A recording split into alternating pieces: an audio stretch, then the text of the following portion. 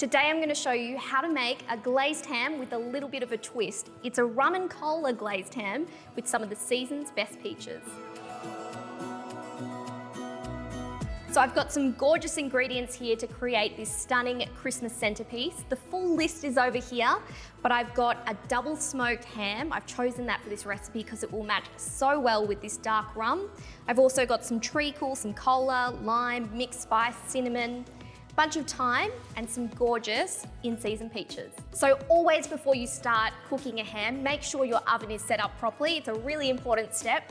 So I've already taken out the top rack of my oven so that the ham will actually fit in there, and I've preheated it to 160 degrees fan force. I've also got a sturdy tray here lined with baking paper, which will make cleanup a breeze. Next up is making our glaze, which is going to coat every inch of that ham. So I've got my ingredients here. I'm going to add it to a saucepan and we're going to cook it down until it's slightly thickened. Cola, dark rum, mixed spice, cinnamon stick, lime juice, and the final ingredient is treacle. Treacle has a bit of a stronger colour and flavour than golden syrup, but you can easily substitute with golden syrup if that's what you have at home.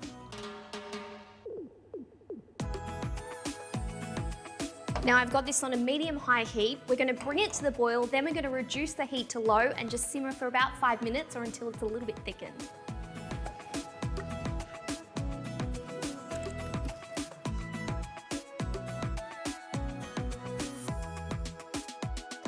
So this is perfect, it's thickened nicely, which is exactly what we want. We want it to coat the ham nicely and not just run straight into the base of the pan.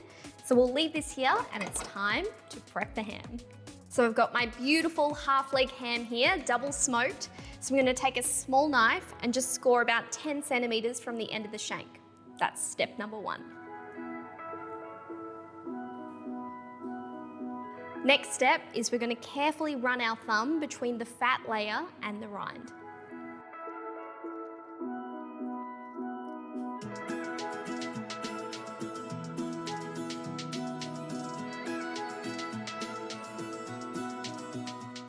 And ta-da, we are done. That rind is removed. Takes a little bit of patience, but it's worth it. Next, we're gonna score. Now for scoring the ham, we're just gonna make long, thin scores across the ham, about 1 centimetre intervals.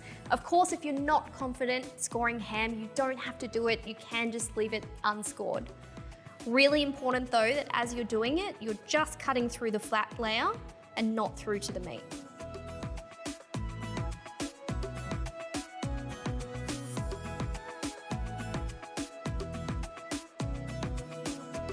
Yeah, there we go. Now we're going to add the ham to our pan that we prepared earlier, and we're going to wrap the shank end in some foil.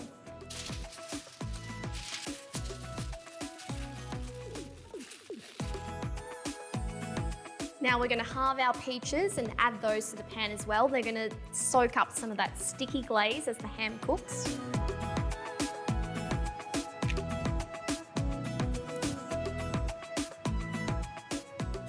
So let's get those peaches into the pan.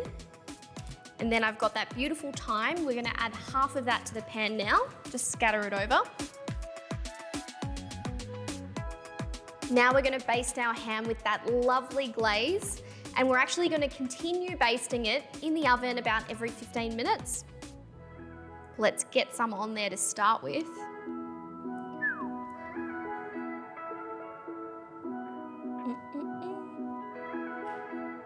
And we're actually going to glaze some of the peaches as well.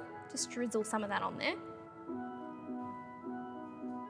Now it's time to bake our ham. It's going to take about an hour all up. And remember to come back every 15 minutes and give it a little bit of glaze.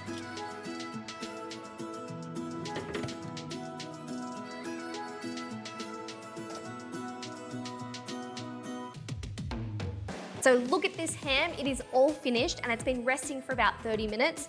That glaze has gotten sweet, sticky, caramelized, and those peaches too, they look amazing.